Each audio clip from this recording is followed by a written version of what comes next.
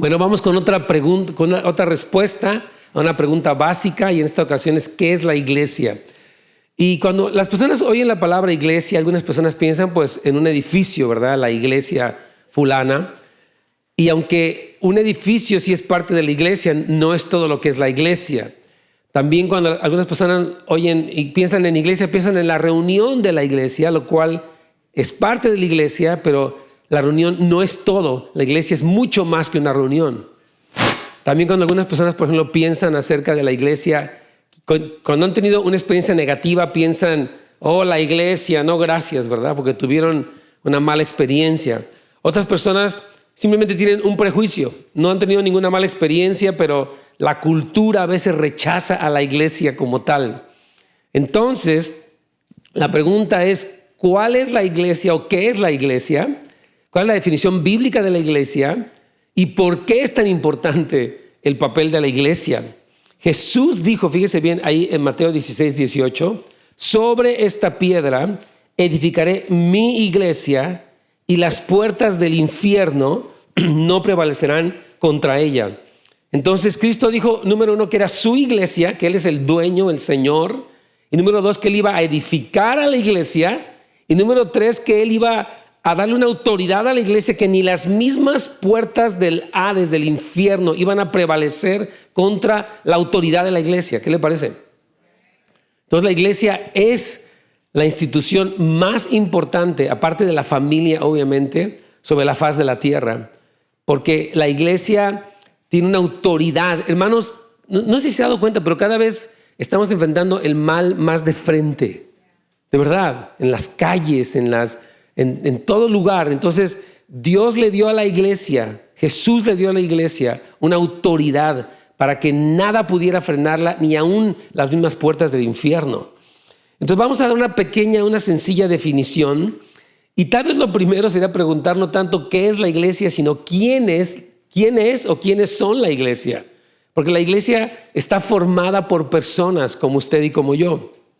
Entonces vamos a dar una pequeña definición sencilla. Ahí está en el párrafo A del número 2 romano. Dice: la iglesia es el pueblo regenerado por Dios, salvado por la obra de Cristo y capacitado por el Espíritu Santo para los propósitos de Dios en la tierra. Amén. Entonces, este es un pueblo que Dios regenera a través de su palabra, que salva a través de la obra redentora de Cristo y que capacita para predicar, para orar por enfermos, para echar fuera demonios, para proclamar el mensaje de salvación. Esa es la iglesia, eso somos usted y yo. Ahora, la palabra iglesia viene del griego eklesia, que básicamente era una asamblea. De hecho, la palabra griega tiene una connotación donde la asamblea se reunía con propósitos para gobernar, para designar asuntos del gobierno. Entonces Cristo le llamó la eclesía a esta reunión con un propósito de gobernar.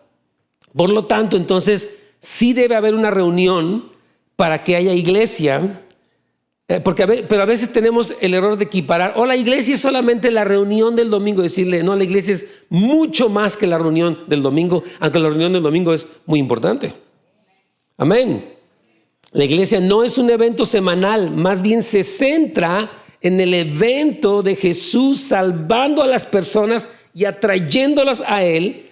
Por lo tanto, la iglesia sí está formada por personas que se reúnen en torno a Jesús y sus vidas giran en torno a Él. O sea, Jesús nos atrae a Él y todos nos encontramos, al acercarnos a Cristo, nos encontramos unos con otros. Esa es la iglesia. Y es tan poderoso, hermanos. Este tema se me pone hasta la carne de gallina. La verdad es una cosa tan importante, porque yo voy a decirles que la familia de padre, madre e hijos, de la que hemos hablado, de qué es el matrimonio, etcétera, es una institución esencial, pero voy a decirle que no es eterna. La iglesia sí es eterna. Y el Señor no dijo que las puertas del infierno no prevalecerían contra la familia, sino contra la iglesia. Entonces hay un papel, un lugar que la iglesia tiene que es fundamental y que trasciende la eternidad. Porque de hecho nos vamos a casar con Cristo en las bodas del Cordero. Amén. Entonces yo quiero explicarles a todos y recordarles, por si usted ya lo sabe, que en el momento que tuvimos nuestro encuentro con Cristo y experimentamos salvación, pasamos a formar parte de la familia de Dios, o lo que se llama el cuerpo de Cristo, que es la iglesia. Gracias. Entonces, de hecho, fíjese bien, una demostración de que alguien nació de nuevo es que tiene comunión con otros creyentes. No es posible que alguien diga, yo creo mucho en Dios, pero no quiero ir a la iglesia jamás. Si tú naciste de nuevo, dice aquí en 1 Juan 1:7, pero si andamos en luz, como Él está en luz, tenemos compañerismo unos con otros y la sangre de Cristo nos limpia de todo pecado. Entonces, el compañerismo entre cristianos es lo que distingue al verdadero discípulo. ¿Sí? Así es. Entonces, cuando usted nace de nuevo, nace en una familia. Es como usted cuando nació, tuvo papá y mamá. No sabemos cómo fue el contexto familiar, pero usted tuvo un papá y una mamá y muchos tuvimos hermanos. Yo tuve como 2 hermanos. Tengo, gracias a Dios. Entonces, uno nace en una familia y eso pasa cuando tú naces en Cristo, naces en la familia de Dios.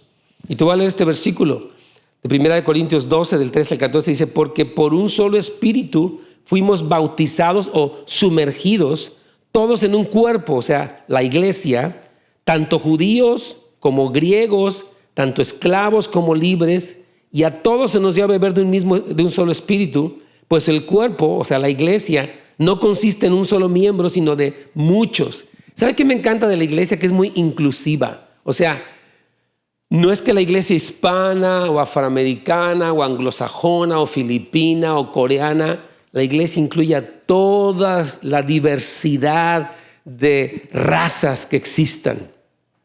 En Apocalipsis vemos cómo dice que había una gran multitud de toda tribu, pueblo, lengua y nación que estaban cantando al Señor y que son la iglesia. Entonces la iglesia es de los entes, o es el ente que incluye a todos por excelencia, porque no hay una discriminación ni hay una separación. Al contrario, hay una unidad que se da en Cristo. Amén, nos unimos en Cristo. A mí me ha pasado que de repente conozco a alguien que jamás en mi vida lo he visto, pero tenemos el mismo Señor y platicamos y pareciera que nos hemos conocido de toda la vida, porque hemos bebido del mismo Espíritu y tenemos el mismo Padre y somos hermanos aunque nos acabamos de conocer. Amén. Entonces, hermanos, párrafo de la iglesia está formada, fíjese bien, por los que son llamados por Jesús y quienes constituyen su vida alrededor de Él o la construyen. Fíjese bien, Cristo edifica su iglesia a través de usted. Diga conmigo, Cristo edifica su iglesia a través de mí. Muy importante. Eso significa, escuche bien, que no dejamos de ser la iglesia cuando salimos del edificio el día domingo o el día sábado, cuando usted venga. En cambio, todo lo que hacemos, lo hacemos como la iglesia de Dios, comprada con su sangre para la fama de Jesús en todas partes. Entonces, fíjese bien, cuando usted cría a sus hijos en los caminos del Señor, usted está edificando la iglesia. Cuando usted tiene un matrimonio conforme a la voluntad de Dios, usted está edificando la iglesia. Cuando usted tiene un negocio que honra a Dios, usted está edificando la iglesia. Ahora, lo opuesto también es verdad. Cuando usted tiene algo fuera de orden, estamos afectando a la iglesia, porque la iglesia no es lo que pasa aquí solamente. Tú eres parte de la iglesia y tanto para bien o para mal, afectamos tú y yo lo que ocurre en la iglesia. A veces a la gente le gusta echarle mucho la culpa. Es que la iglesia no, la iglesia somos nosotros. Y si la iglesia tiene alguna deficiencia, lo vamos a estudiar más adelante, pues estamos para apoyar a la iglesia. Si usted ve un foco fundido en su casa, se queja y pone una demanda o una queja ahí por escrito, usted lo cambia, ¿no? Entonces, si usted ve una deficiencia en la iglesia, usted la atiende, porque es su casa. Es la casa de Dios y es donde vive su familia espiritual. Es muy importante, este sentido de pertenencia es clave, porque tenemos que saber, yo pertenezco, yo soy la iglesia, yo pertenezco a la iglesia. Entonces, esto tiene que ver con quién soy yo, es mi identidad. Eso cambia cómo te ves a ti mismo. Porque a veces la gente piensa, bueno, la iglesia son los pastores que predican, algunos que se dedican a cosas en la iglesia, y yo pues asisto, pero pues no tengo gran cosa. No, tú eres la iglesia. Fíjese bien lo que dice aquí en el párrafo en la página número 2. Jesús es quien está edificando su iglesia en todo momento, no solo en una reunión semanal, sino a través de su pueblo en todo el mundo, y por lo tanto todo lo que hacemos cuenta. Todo lo que tú haces cuenta. Y por eso tú tienes que decir, yo como la iglesia. Por eso Pablo dice, anda como es digno, pórtate a la altura del llamado que tienes. Tú eres real sacerdocio, nación santa, pueblo adquirido por Dios. Tú eres la iglesia del Dios vivo, pórtate como tal. Amén. Amén. Porque no son solamente un par de horas que asistimos al servicio de adoración, es toda nuestra vida, cómo la vivimos como su iglesia. Hermano, cuando usted está fuera, dice Pablo que somos una carta escrita. ¿Ustedes son una carta de recomendación o una carta de no gracias para la iglesia, como usted se comporta con su vecino? O con su jefe, o con su familia, o con su suegra. Sí, usted es una carta o de recomendación o una mala publicidad, vamos a llamarle así. Eso somos, porque nosotros somos la iglesia, somos la extensión, somos la iglesia. Yo creo que la parte es preciosa cuando nos reunimos, pero cuando salimos, ahí empieza la acción. Usted entra en acción como la iglesia allá afuera. Amén. Entonces, toda nuestra vida, cómo la vivimos como iglesia y su pueblo en el mundo, dándole gloria a Él. Fíjese cómo dice Colosenses 1:18. Y Él, está hablando de Cristo, es la cabeza del cuerpo, que es ¿quién? La iglesia. El que es el principio, el primogénito de entre los muertos, para que en todo tenga la preeminencia. Si Cristo es la cabeza y tú y yo somos el cuerpo, entonces nosotros somos sus brazos, somos su boca, somos sus pies, brazos para abrazar al que está en alguna necesidad, boca para hablar las palabras de autoridad de Dios, pies para ir como Cristo iría. O sea, nosotros somos nosotros, hermanos, somos la extensión de Cristo en la tierra. Él actúa a través de ti y de mí. Somos su iglesia, somos su cuerpo. Mire cómo dice Efesios 1:22-23. Y sometió todas las cosas bajo sus pies, los pies de Cristo, y lo dio por cabeza sobre todas las cosas. ¿A quién? A la iglesia. ¿Y qué dice? La iglesia es ¿qué? Su cuerpo. Y luego dice que la plenitud de aquel que todo lo llena en todo. O sea que el Señor nos llena para que Él fluya a través de nosotros. A través de ti, mi hermano. No pienses que nada más a través del pastor Ferni o de Beatriz o de otros hermanos que están aquí. Es a través de ti. Yo les comentaba que ayer fui con mi esposa a comer a un lugar y de repente ya sabes que uno va y ve en la cocina están los cocineros preparando y todo, ¿verdad? Y entonces una persona la vi, se me hizo conocido, este hermano o esta persona la conozco. Ya él me vio y se salió detrás de ahí donde estaba cocinando y me dijo, ¿puedo hablar con usted? Me dijo, ¿usted es el pastor Nés? Le dije, sí, el mismo. Y me dice, ¿puedo hablar con usted? Le dije, pues estoy con mi esposa, pero vamos a platicar. Y ya él me comenzó a contar algo personal, no lo voy a contar aquí, pero él estaba muy necesitado. Y en ese lugar, en un restaurante cerca de la cocina, donde olía a humo y a quesadilla o lo que sea, la iglesia estaba funcionando. Pude orar por él y declarar libertad, sobre todo presión en su vida, toda obsesión, toda obra del día. Y sentí el poder de Dios fluyendo, porque la iglesia se extiende cuando tú y yo salimos.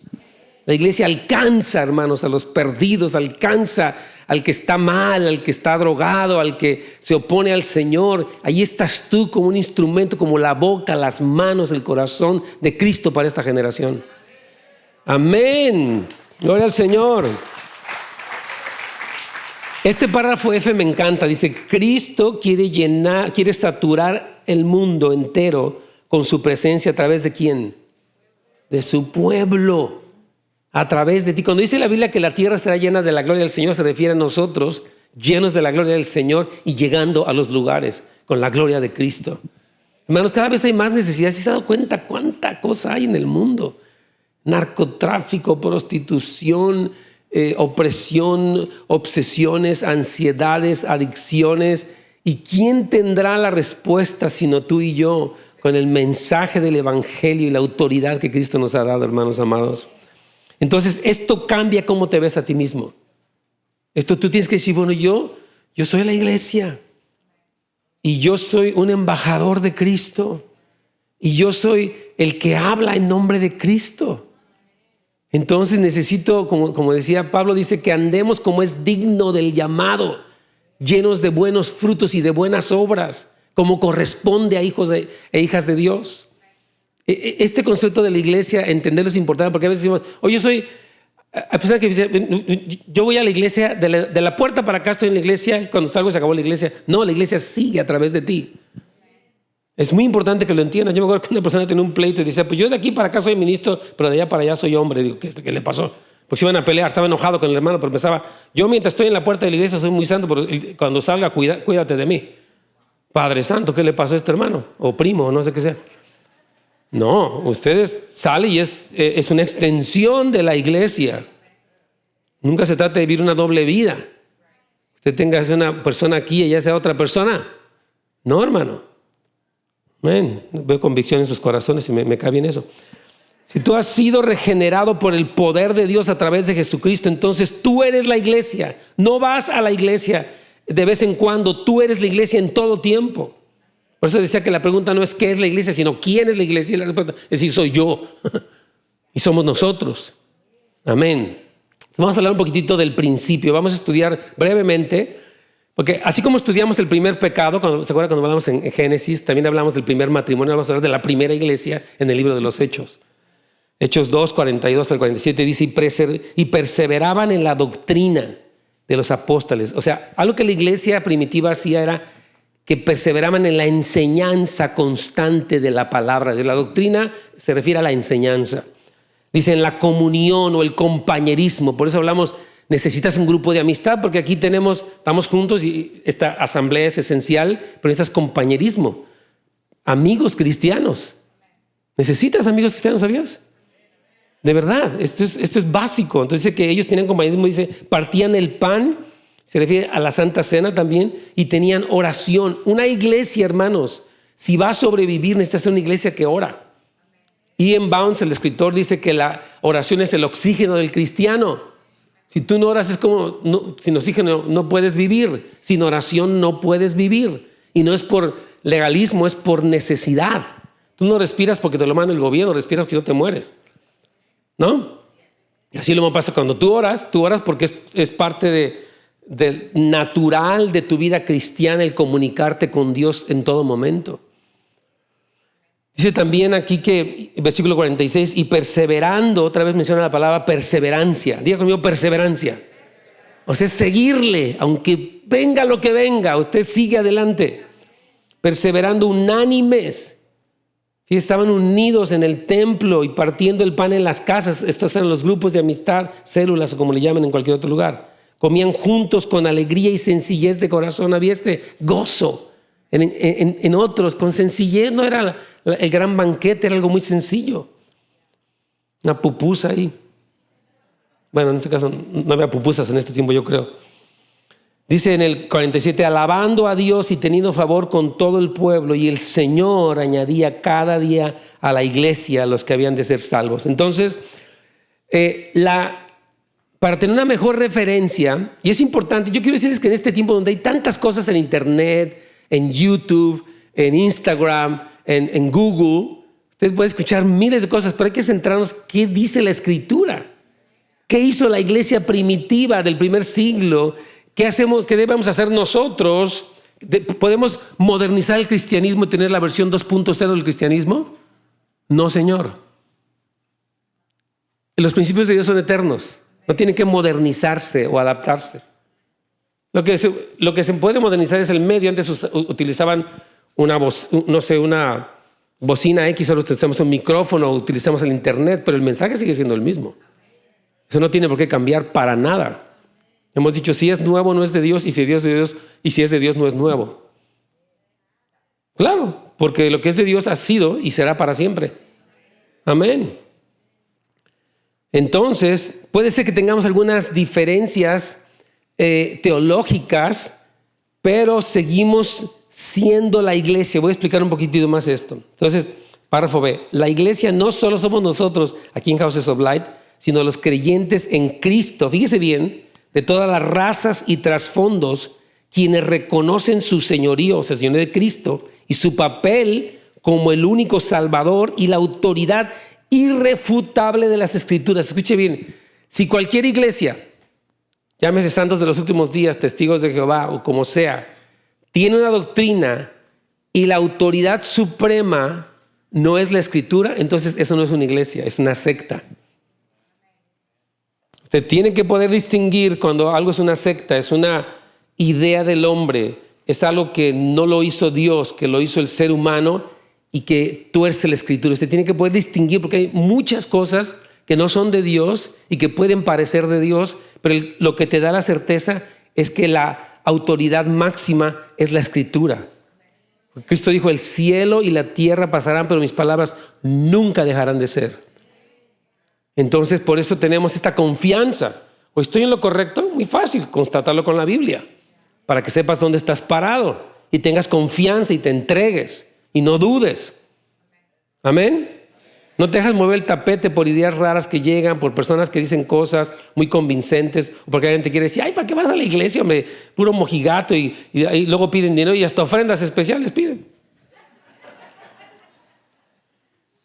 Fíjese bien, a esto se le puede llamar la iglesia universal y no me refiero a la de pare de sufrir,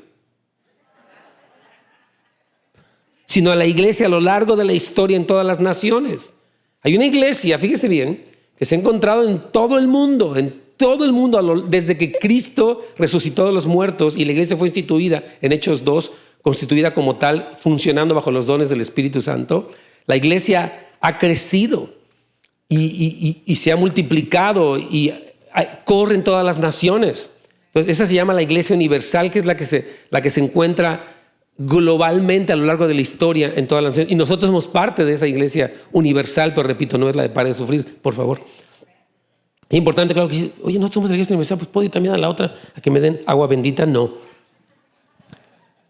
De acuerdo con el patrón mostrado en el Nuevo Testamento, una iglesia local es un grupo de creyentes bautizados, dice bien, que se reúnen regularmente para adorar a Dios a través de Jesucristo, para ser exhortados por la palabra de Dios y para celebrar la Santa Cena bajo la guía de líderes debidamente designados. Voy a explicar cada uno de estos puntos porque es muy importante. Con tantas ideas que circulan, tantas personas populares que hablan de cosas, es muy importante que usted tenga claro lo que dice la Escritura. Número 1, vamos a hablar de al menos 7 requisitos de un grupo si quiere definirse como la iglesia o llamarse iglesia.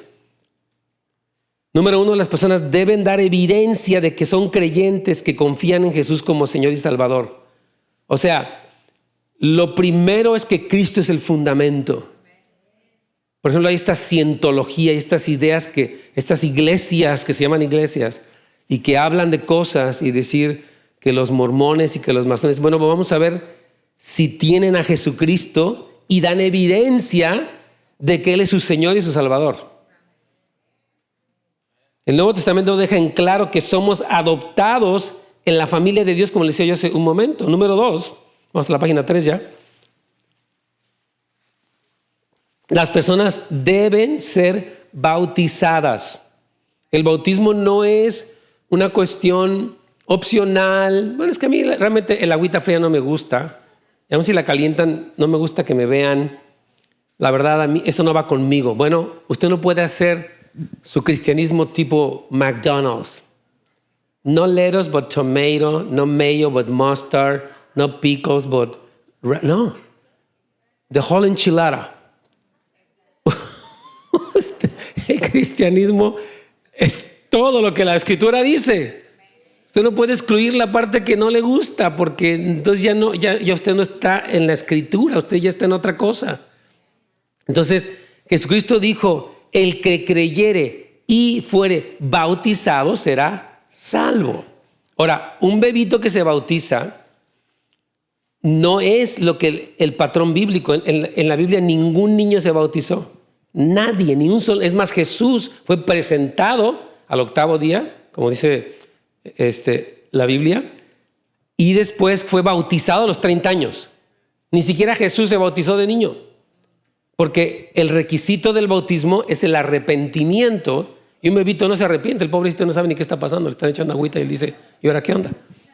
No sabe. O sea, yo sé que lo que ha dicho la iglesia tradicional, que es para quitarle el pecado original, pero eso no está en la Biblia. Entonces, el bautismo sí, una persona me decía, pero es que si no me bautizo soy salvo. Le dije, mira, la única excepción que vemos en la Biblia de alguien que no se bautizó y fue salvo fue el ladrón que estaba muriendo junto a Cristo. Él ya estaba ahí para morir, se le quedaban unas horas de vida. Y él reconoce a Jesús como Señor, como Salvador, como el que viene, y se arrepiente. Y Cristo le dice, tú vas a estar conmigo dentro de unas horas en el paraíso. Ahora, él no se bautizó porque ¿cómo la bajaban de la cruz para bautizarlo o lo subían otra vez o cómo? No, es una cuestión circunstancial donde él no fue bautizado, pero todos los demás casos de la Biblia, especialmente en el libro de los Hechos, es que hubo un bautismo en agua por inmersión. No por aspersión, sino por inmersión. Amén. Entonces, estos, como se les ha llamado, sacramentos o actos sagrados, son esenciales para que la iglesia sea la iglesia. ¿Me explico? Si una iglesia dice, no, aquí no bautizamos porque ya somos muy modernos. Eso ya pasó de moda. Si la iglesia empieza a omitir estas cosas cruciales, decía un autor, es como si se desangrara al punto de morirse. Porque si tú le amputas estas partes, estás sangrando, estás debilitando la iglesia como tal. Entonces, esta es la práctica uniforme de la iglesia primitiva. Otra cosa es que debe haber una reunión regular. Un grupo de personas que solo se reúnen una vez al año, una convención de lo que sea, no puede ser llamado a la iglesia local porque hay actividades esenciales de la iglesia que pierden su significado cuando no se hacen corporativamente. Hebreos 10, 24, 25 dice, consideraos unos a otros para estimularnos al amor y a las buenas obras, no dejándose de reunir como algunos tienen por costumbre, sino exhortándonos, y tanto más cuando ven que aquel día se acerca. Hay personas que con la pandemia ya dijeron, yo ya no voy a ir a la iglesia, ya quedé, aquí estoy bien. No, hermano, congréguese. Yo sé que hay personas que tienen situación delicada de salud y completamente se entiende, ok, quieres cuidarte, pero la conexión se debe de seguir dando. Tú puedes asistir a un grupo en línea para no perder esa comunión que es imprescindible. Ningún cristiano puede ser un llanero solitario o llanera solitaria. Amén. Estamos en una reunión regular, una práctica de venir y encontrarnos unos con otros. Otra cosa más, número 4, entre estas reuniones debe haber adoración. Esto se deriva, me encanta esta definición del número 4, o esta aclaración, inevitablemente del valor máximo que se le da a Jesucristo, que nos une, y de nuestra relación con Dios a través de nosotros, nos reunimos con el propósito de exaltar a Jesús. Yo por eso digo que la alabanza aquí no me gustaba tanto que se apague la luz, porque no es como que yo estoy en mi rollo, estamos juntos, ahí veo a los hermanos. Uno está brincando, otro no. Estamos juntos como una comunidad que adora y que exalta al que es digno de la gloria. Entonces, la iglesia adora. Yo sé que ha habido diferentes estilos, había los cantos gregorianos en su momento, había diversos tipos de música, y ahora pues la música es distinta, pero los cantos están basados en la palabra y nuestra meta es la exaltación de Dios, porque esa es la iglesia. La iglesia está destinada a vivir para la alabanza de la gloria de Dios. Por lo tanto, contradeciría nuestra naturaleza el no reunirnos para adorar. Decir, ¿saben qué? Mejor vamos a hacer un servicio tipo drive-thru. Usted pasa en su carro, deja su ofrenda en una bocinita, oye algo de la prédica y después se va con la bendición. Y ahí quedó la cosa. Y le ahorramos hasta el tiempo de las canciones, porque hay gente que le aburre eso. Mejor no. No.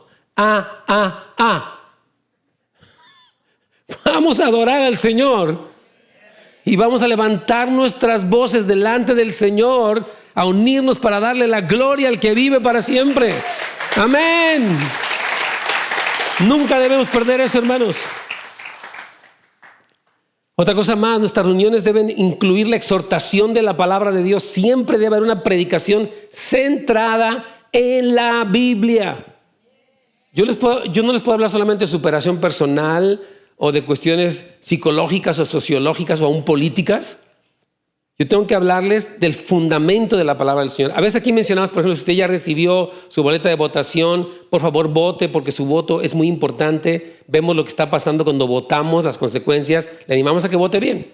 Pero eso no es el centro. El centro es la palabra del Señor. Y de hecho nuestra votación está referida a ser la iglesia en el contexto social Yo no solamente tengo una creencia el domingo, yo voto consistentemente.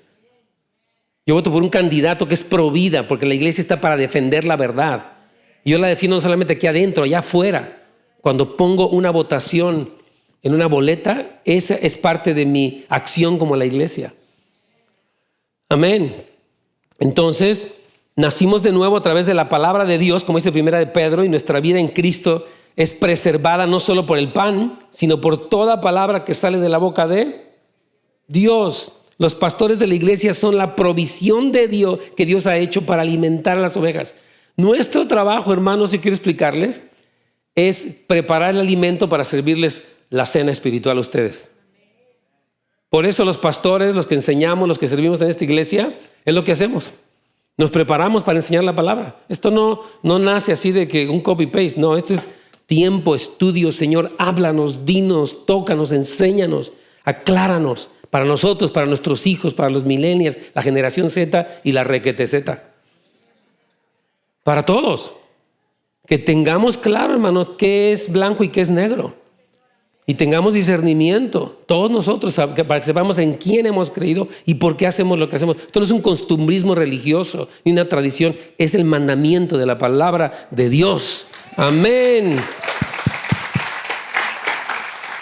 Entonces, nos esforzamos por ser la iglesia que no descuida la palabra. Aquí, hermano, todo es pura Biblia. Usted vea, todas nuestras prédicas tienen por lo menos unas 40 referencias bíblicas. Y les animo a que las lean. No las leo todas porque no terminaríamos, pero usted las puede leer. Ahí están todas las citas bíblicas. Número 6. Junto con la adoración y la exhortación debemos celebrar la Santa Cena o la Cena del Señor para hacer la iglesia. Cristo dijo, hagan esto en memoria de mí. La Santa Cena es un sacramento también, un acto sagrado que llevamos a cabo en memoria de Jesús como iglesia. Y Pablo lo escribe en 1 Corintios 11, cuando se reúnen y habla de cómo la iglesia reunida celebraba la Santa Cena como una parte sagrada, no es un juego. Pablo dice que es tan delicado que si alguien lo toma indignamente se enferma o hasta se muere. Dice la Biblia, puede leerlo en 1 Corintios 11. Entonces, descuidar esta ordenanza puede parecer intrascendente, pero priva a la iglesia. Nosotros vamos a seguir celebrando la Santa Cena aquí hasta que Cristo venga. Porque por eso somos la iglesia. No somos un club de amigos optimistas. Aunque somos amigos y somos optimistas, pero no somos solamente eso.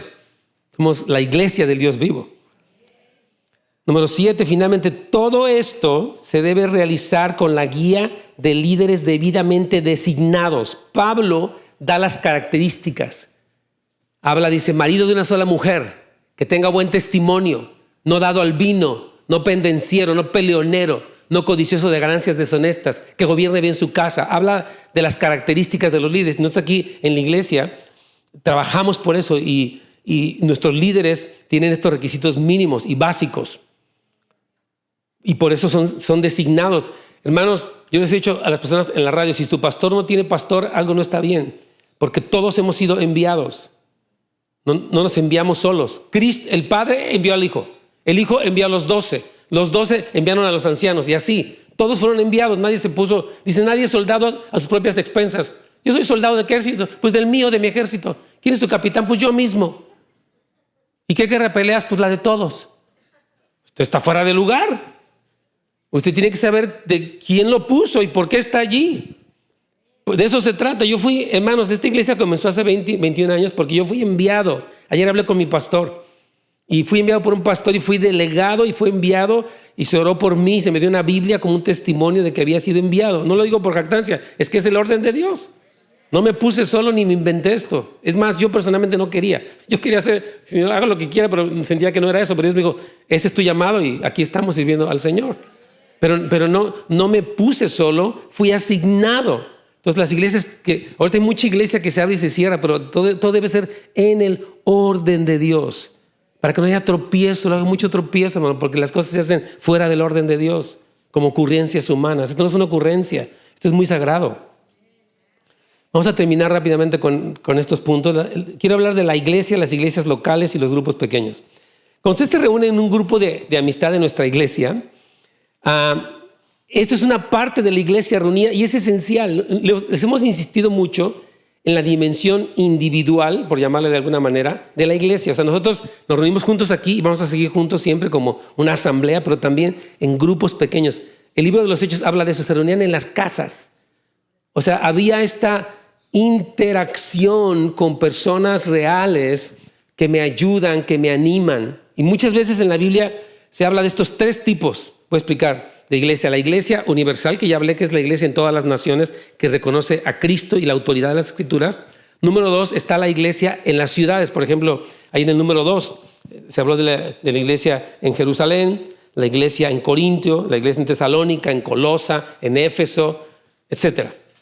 Cristo escribió, de hecho, la carta a las 7 iglesias, en Tiatira, en Esmirna, en Pérgamo, en Antioquía, en Éfeso, en la Odisea, etc. Entonces, había iglesias regionales. Nosotros somos parte de una iglesia regional.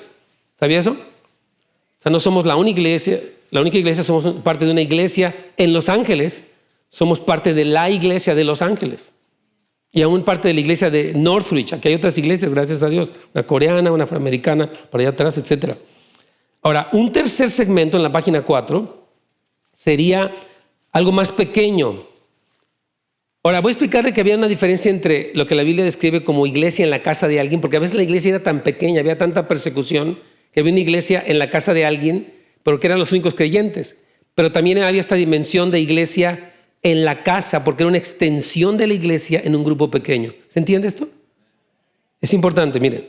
Un tercer segmento sería más pequeño, de creyentes que se reúnen en un hogar. La Biblia varias veces habla de la iglesia en la casa de alguien. Por ejemplo, Colosenses 4:15 dice, Pablo envía saludos a Ninfa y a la iglesia en su casa. Y la carta de Pablo a Filemón también está dirigida a la iglesia de tu casa, le dice Pablo a este hombre, Filemón. Y 1 Corintios 16:19 plantea las dos cosas. Dice, las iglesias de Asia envían saludos a Aquila y Priscila, junto con la iglesia en su casa. Les envían saludos. Entonces había esta dimensión de la iglesia regional, de iglesias pequeñas donde no había otras iglesias, pero también de iglesia en la casa, o la extensión de la iglesia en la casa. Amén. Con este entendimiento podemos saber, y que este punto B es muy importante aquí, escúchenlo bien. Con este entendimiento podemos saber que también hay grupos de apoyo a la iglesia, pero no son iglesias, se llaman organismos paraeclesiásticos, aunque suene un poco raro. Voy a explicar esto. Por ejemplo, hay ministerios como Campus Crusade, que ha hecho mucho trabajo en las escuelas. Y esos, pues, digamos, lo que es One Voice, ellos hacen una reunión en una preparatoria, pero eso no es una iglesia. Es alguien que apoya la labor de discipulado y evangelismo de la iglesia, pero no es una iglesia. Una persona dice, yo no voy a la iglesia, pero voy allá. No, tú necesitas una iglesia local, donde hay un liderazgo, donde hay reuniones regulares, donde se celebra la Santa Cena, donde te bautizan, donde hay un discipulado en el que tú puedes ir creciendo. ¿Me explico? Porque a veces las personas quieren hacer su propia versión de cristianismo. Pues yo no voy allá, pero voy acá. Y así está bien, ¿no? Decirle, no, vamos a hacerlo como la Biblia dice.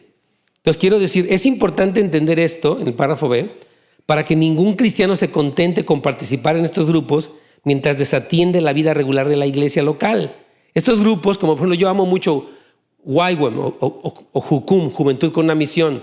Ellos tienen una base en Kona y tienen más de 2,500 bases misioneras, pero son bases misioneras, no iglesias.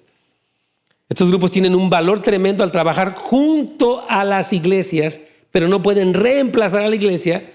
Mire, yo estaba hablando con un joven recientemente y él siente que su llamado es abrir orfanatorios en países de tercer mundo. Y dije, qué bendición. Digo, pero si tú no tienes una iglesia local, vas a andar como llanero solitario. Tienes que tener una iglesia a la que tú eres miembro, que te envía y que te respalda y que es como tu base donde tú puedes referirte, porque no puedes andar de que, ya me fui a abrir orfanatorios. ¿Y quién? ¿De dónde eres? Pues de nadie. No, necesitas tener... Mire, usted estudia la iglesia de Antioquía, por ejemplo, en el libro de los Hechos. Ellos enviaban a Pablo y a Silas para la obra misionera, pero regresaban allá. Había un orden dentro de la iglesia, y es importante que sepamos que eso está en la Biblia. No es control, no se trata de controlar, se trata de ordenar, de tener un orden de Dios. ¿Amén? Excelente. Vamos ya para terminar el día de hoy con el número 5 romano, nuestro llamado. ¿Listos para el final, para la conclusión? Dice, Houses of Light, somos una iglesia local que pertenece a la iglesia en todas las naciones Y Dios nos ha llamado, hermanos, a cumplir las metas que Él tiene para su iglesia. O sea, Jesús habló, por ejemplo, id y haced discípulos. Aquí tenemos una escuela de discipulado. Exactamente. Tenemos, por ejemplo, muchos alcances. Como ustedes saben, aquí los grupos de amistad mensualmente hacen un alcance. Van a la calle, algunos van fuera del Home Depot, otros van a los departamentos, todos se paran con un letrero. Hacemos la obra de evangelismo porque el Señor quiere que todos conozcan de Cristo y sean salvos. Y nosotros como iglesia tenemos la misma meta del Señor. Todo lo que se hace en esta iglesia, hermanos, va precisamente encaminado a la meta de Dios, al propósito de Dios. Amén. Así que debemos abrazar esto con todo nuestro corazón para que el mundo y todo lo creado vean la gloriosa sabiduría y el poder de Dios en nuestra iglesia local. Miren lo que dice Efesios 3:10. El fin de todo esto es que la sabiduría de Dios en toda su diversidad, me encanta, se dé a conocer ahora por medio de ¿quién? Del pastor Ferni, del pastor Alex, de la hermana Tirsa. ¿De quién? De todo. ¿Y quién es la iglesia después de esta prédica? ¿El vecino de usted? Usted es la iglesia. Aleluya. Amén. Dice que por medio de la iglesia se da a conocer la diversidad de la sabiduría de Dios a los poderes y autoridades regionales celestiales. Usted sabe que, no sé si sabía, pero nosotros, por la gracia de Dios y por la obra de Cristo, estamos demostrándole a las potestades de la región de Northridge la sabiduría de Dios. Antes que llegáramos aquí a una zona de tinieblas, de pornografía, y hay muchas cosas que todavía están pasando, pero la iglesia está demostrando la sabiduría y la autoridad de Dios a través de la oración, del banco de comida, del evangelismo y aún de límites que podemos poner algunas personas. Así es. Entonces, el objetivo final de la iglesia es vivir de tal manera, esto me encanta, que la sabiduría de Dios y todos los demás aspectos de su gloria se muestren al mundo y a las huestes del cielo. El trabajo de la iglesia, escuche bien, es vivir para que la gente pueda ver que Dios es real. Una pregunta que hacemos esta semana y que le pido que le hagan su grupo de amistades: ¿cómo tu vida demuestra que Dios es real a los de afuera? ¿Sí me oyó? Una pregunta que vamos a hacer: ¿cómo mi vida demuestra que Dios es real a la gente que está allá afuera? Yo ya estaba escuchando, ayer les comentaba el testimonio de una jovencita que ella se hizo transgénero, se llamaba Maddie y después se puso Matt, y ella tomó hormonas para cambiar la voz y todo, se ponía sus inyecciones y todo, y ella dice que su abuelita le dejó muchas cosas y entre ellos le dejó sus cantos y sus libros, y dice que ella un día lo puso y dijo: ay, qué raro está esto, y no me gusta, pero algo que ella, no sé si fue una prédica, no sé por qué, o una carta, algo le dejó su abuela, dijo: ora en todo tiempo. Y dice que ella se fue a trabajar, oigan bien, a un lugar donde cosechan marihuana. Dice que nada más encontró ese trabajo y dice que hacían mucho ruido las máquinas que utilizan para regar la marihuana. Dice que había tanto ruido que no podía hablar con las gentes, dijo, y se acordó: pues mi abuela me dijo que siempre orara. Dice: voy a orar, Señor, si tú eres Dios, háblame. Y empezó a hablar. Dice que Dios le empezó a hablar a ella, empezó a tocar el corazón de esta jovencita, y ella dice que empezó a darse cuenta que este deseo ardiente por, eso lo dijo ella, voy a ponerles este video después para que lo vean, este deseo ardiente por personas del mismo sexo, dice, esto es una obra de Satanás, dijo ella. Lo dice esta jovencita. Satanás es el que ha impulsado, está impulsando esto en mi vida, pero el Señor me ha liberado. Y dice que ella ya estaba comprometida con otra muchacha para casarse, pero dice que el Señor la transformó y está testificando en TikTok con una autoridad esta jovencita. Pero fíjese que eso fue a través de una abuelita piadosa, misericordiosa, llena del Señor. Entonces, de eso se trata, que la gente vea que Dios es real a través de nosotros. Personas sencillas. Tal vez usted ya es mayor de edad, eso no le limita. Entonces, nuestra invitación, ya para ir hacia el final, es que amemos más a toda la iglesia, tanto aquí como en otros lugares, y nos comprometamos y ejerzamos nuestros dones. Hermano, tú tienes un don. ¿Sabías eso? Que Dios dice que a todos le repartió dones. Tú tienes un don. Yo les he dicho a las personas, tú necesitas a la iglesia, pero también la iglesia te necesita a ti. Que te actives, que hagas tu función. Amén. Entonces, ejerzamos más nuestros dones y ayudemos al avance del evangelio en todo lugar como su iglesia. Fíjese, aquí quiero concluir con esto. Y cuando veamos una falla en ella, o sea, en la iglesia, seamos capaces de unirnos al corazón de Jesús para edificar a su novia en vez de criticarla o menospreciarla. Es probable que tú veas defectos en las iglesias o incluso en esta iglesia, porque no somos perfectos. Pero ¿qué haces cuando tú ves un defecto en la iglesia? Mire, ¿sabe qué hace Cristo cuando ve a su iglesia sucia? Cuando ve a su iglesia arrugada, defectuosa, ¿sabe qué hace? Mire, aquí como dice Efesios 5:25. Cristo amó a la iglesia y se entregó a sí mismo por ella para santificarla, habiéndola purificado en el lavamiento del agua. ¿Por qué cree que la lavó con agua pura? Porque estaba sucia. Cuando tú ves a la iglesia sucia en algún aspecto, algún líder, alguna persona, te corresponde como un embajador de Cristo edificar a la iglesia, no criticarla, no murmurar de ella, no chismear de ella, sino edificarla, porque ese es el corazón de Cristo.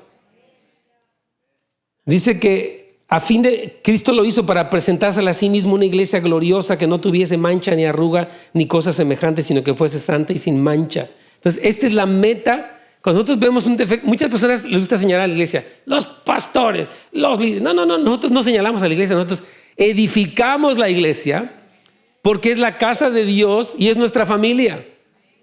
Y contribuimos a la mejoría, al engrandecimiento, a la bendición de la iglesia.